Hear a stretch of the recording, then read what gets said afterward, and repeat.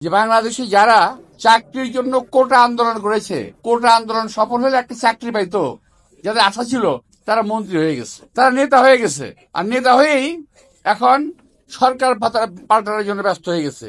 আরে ভাই, বিএনপি তো ক্ষমতা আগেও ছিল, এখনো আছে, থাকবে। তোমরা টোকা দিলেই বিএনপি চলে যাবে এটা ভাইবো না। দেশের মানুষের বেশিরভাগ মানুষের ভোটে বিএনপি জয়লাভ করে আজকে সরকারে আছে। শেখ হাসিনার আমলে রিমান্ডে নিয়ে আমাকে মাথা নিচের দিকে দিয়ে পা উপর দিকে দিয়ে সারা রাত নির্যাতন করেছিল, কখনো আপোষ করার চেষ্টা করি নাই।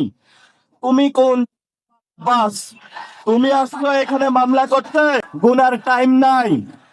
এই যে আমার নামে আজকে একটা মামলা হলো, মানহানির মামলা। ওই ব্যক্তি চাঁদাবাজি করে, সন্ত্রাসী করে, এমন লোকের কোনো মান থাকতে পারে না। যার মান আছে তারই তো মানহানি হয়। মামলা করেছে আরেকজনকে দিয়ে, গোপনে গিয়ে হলো সাক্ষী হিসাবে উপস্থিত হয়েছে। এগুলাকে আমরা বলবো গুপ্ত। আপনি ঢাকা হাটে ফেল করেছেন, লিখে রাখুন জনাব আব্বাস। আপনাকে তারেক জিয়া এসে রক্ষা করেছে।